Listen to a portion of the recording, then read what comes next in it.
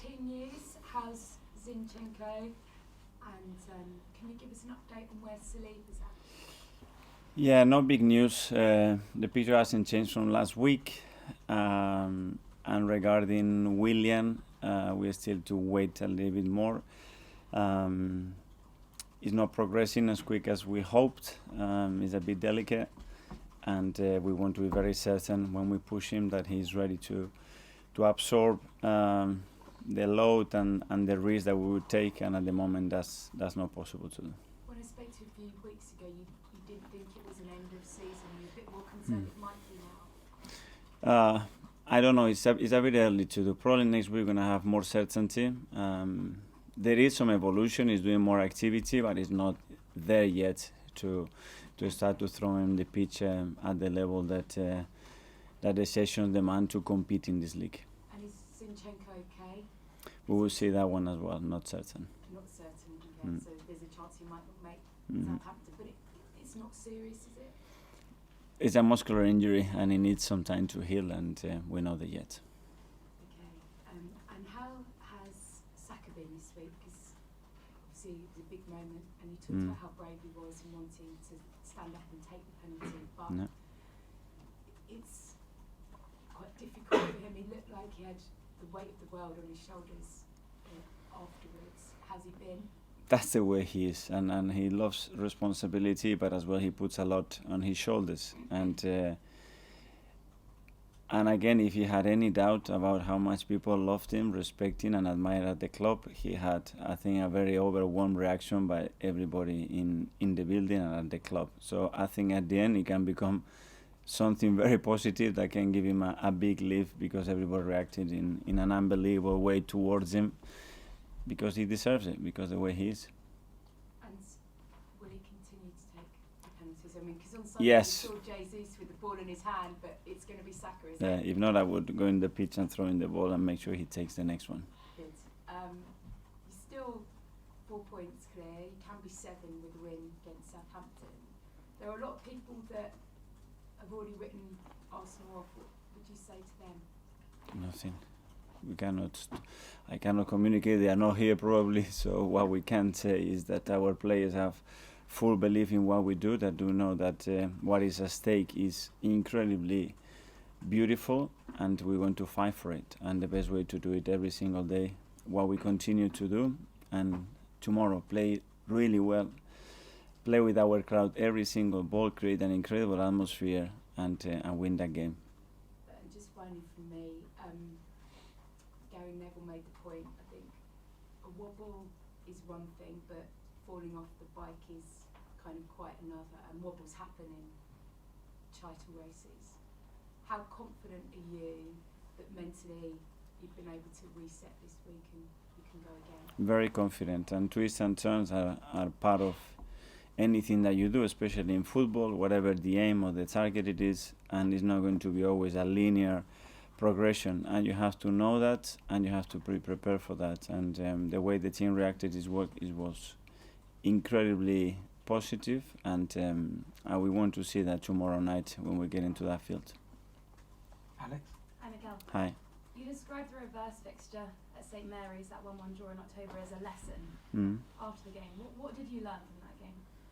Well, hopefully we are in a better place, but it's true that game had as well very critical moments in games that we could have closed the game, and we didn't. And the second half, that especially the first 25 minutes, it was pretty disappointing. But credit to the opposition as well. When you are not able to do what you want to do for long periods, is because the opposition as well are doing something right. And Southampton, after analysing with a lot of detail, they have impressed me quite a lot. If I watched the last game that they played, how they lost with the margin that they lost, the margin wasn't there. And I think what Ruben and the coaches are doing is really good. The rewards, maybe not, they haven't been there in terms of results in some games, but they are a really good team. Ainsley Maitland-Niles has said that Ruben Sayers has a similar mentality to you. How much did you know about him before he took over at Southampton? I know people has worked with him in Valencia when he was there, and they follow his career, and I know the type of coach and the way he thinks. So I think he deserves where he is. He's done really well with the team, and we'll meet tomorrow. said last night that his players are exhausted. How are your players? Is there any exhaustion in the squad? My players today are really looking forward for tomorrow to get the game that we want and the result that we want, play in front of our crowd again. It's 7 games left. We have 4 games to play at the Emirates, which is for them a big thing, and looking forward to it. What kind of atmosphere are you expecting? Friday night, it has to be electric. I want that crowd playing every single ball with our team and being no difference to what we have experienced, and a full capacity, energy-wise, and everybody very positive, pushing the team. Thank you. Good luck. Thank you. Alex, BBC. Hi, Mikael. Is tomorrow night a chance to show what lessons have been learned from the last 2 games? Every game is an opportunity to improve as a team, and every game give you a gift, and that gift is what do you learn, what do you take, and how do you improve as a team. And we have another gift tomorrow, and we have to take it and do it nice and the way we want it. Is there some similarities with the West Ham game, another team at the bottom of the league that's scrapping to stay up? Does it add something to the match? It has, because the necessity of those teams it's one thing, but the quality of those teams is something that as well you have to understand. There is no team in this league that is easy to beat. They all have their strengths, and when you give them hope and belief and they play in their strengths, anything can beat you in the league, and you have to be very conscious of that. How would you take away their hope and belief? How would you take away their hope and belief if they're going to come into the game? How are you going to be able to take that away? With more determination, more passion. What we're playing for, it's something incredible, and the club hasn't fight for this position for a long time, and that is in our hands, and we want to do it. Ian, talk sport. Hi, Mikael, are you well? Very well. You said last week after the draw, West Ham team were too nice. Now, I mean, you can coach things into players throughout the season, how to play football, but how do you coach maybe being a bit more nasty and a bit more... Well, they always maybe got too comfortable at some stage in the game, which is different. They know. I don't have to coach them because they said it straight away. And they know it's in the system, it's in their gut, and tomorrow we have to show it. Something is to say it, now it's time to show it, and when it comes to the similar position, react in a different way and be much more ruthless. I know you're not looking beyond tomorrow, but nearly everybody else is saying next Wednesday is the title decider. So how difficult is it for you to make sure your players are 100% focused on the job in hand without looking too far ahead? That's it. That's the conversation we had the other day, and nobody's talking about what's going to happen next Wednesday. We have to become really boring to everybody and be very repetitive and just focus on what we have to do this morning. That's it. I mean, each game as it comes. Sorry? Take each game. Each ball. Now it's each ball, not each day, each ball. So we can change a little bit. Last season, you were well placed to finish top 4, and the end of the season kind of fell away.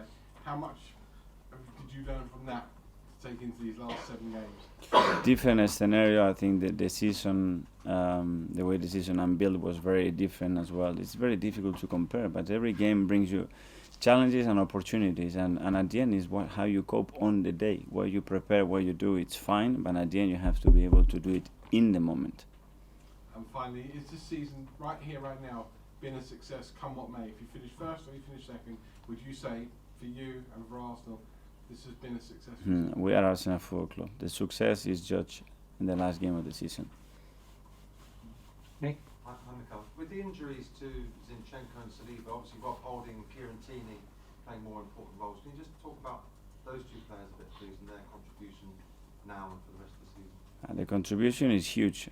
First of all, the way they are on the team, how patient they've been when they had to play, what they have produced in terms of performances, and now, they are playing more games, they are playing more minutes, they will continue to do so, and this is why you need top quality players with the right mentality to be ready when you need them in a way on the pitch, and when you are not using them that much on the pitch to contribute to the team in the right way. And those are 2 great examples of that.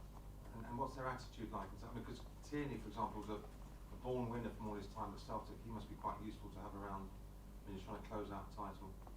Yes, They are both great characters. They are really lively around the place. They always bring that special energy to the team, and really happy to have them. Mark? No, Miguel. Just back on Bukayo. With what happened, I know we've talked about it before, with what happened at the Euros and the missed penalty and everything that happened after that, did that almost make him untouchable almost when you then see him missing penalties at the weekend, that he can almost brush it off and he's not going to get him down and things like that? I don't know, experiences help obviously, and when he went through, in a way it was tough, and in a different way for somebody that is looking in a different chair, it was something beautiful and a great experience for him, you know, and I think that helped him, that helped not only him but the people around him as well to understand what the reaction has to be, the support and the protection that he needs, and he go again. Two draws in a row now. Is it the first time you've become maybe a little concerned at the difference in the experience at this stage of the season between your players and City's players in terms of knowing the pressures of a title running? And I wouldn't like to compare the teams. We have to focus in what we have, the reasons why we have dropped those points. I think they were two different games, in my opinion, and the games would have changed like that. You score the penalties is a different game, so the margins are so small in this league, and they have to go your way to get the results that you want, or sometimes the result that you deserve. And just finally, Ainsley Maitland-Niles actually played when he was in your starting lineup when you won the FA Cup. Since then, I think he's had 3 loans that have been varying success. In your mind, when he comes back in the summer, will he be back in your group, or will he be moved on again?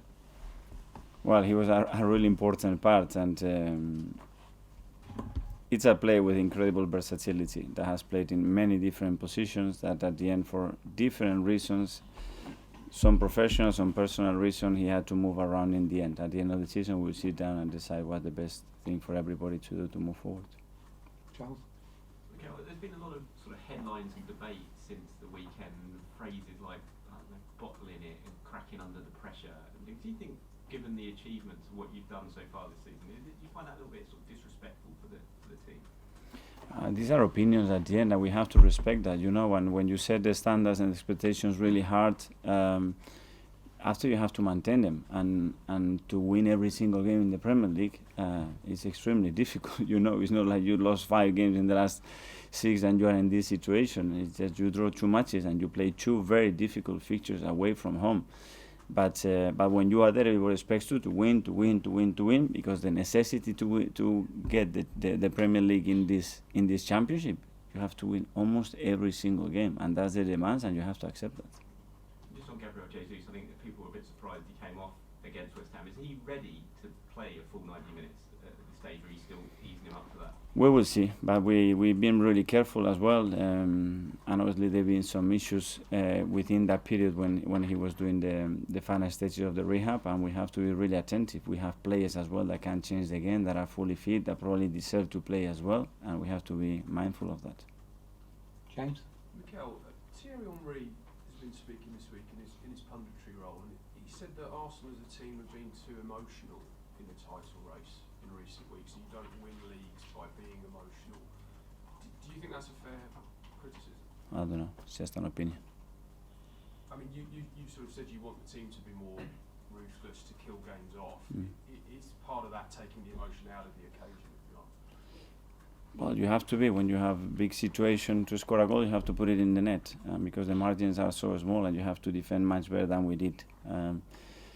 Especially the second goal and how the first one was produced. But these are as well individual situations that can happen in football. This is the first Premier League weekend, I think, in 6 where you play first against City. Is that an advantage this time? I don't know. In the last 6 weeks, a lot of things had happened, and we play when the fixtures come, and we don't know what the other ones are playing, and we just have to focus on doing what we have to do and win our games. Do you have any issue with the scheduling? Because it's been week after week you've been playing second, and it looks from the outside as though that is a tougher thing to have to do.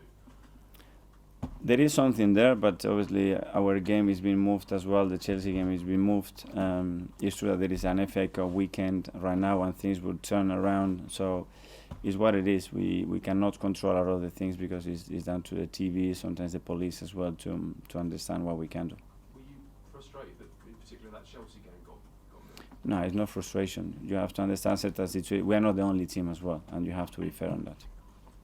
Art?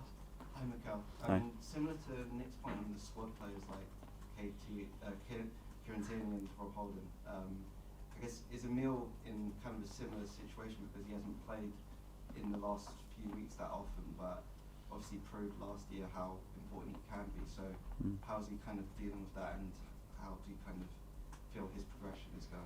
Well, and he's pushing, and in football what you've done a year ago, a month ago is not. It's about what you do now, what you did yesterday, and what you're going to do tomorrow. And the player has to have that mindset, and the contribution has to be now to the team to make us better and to make us win games.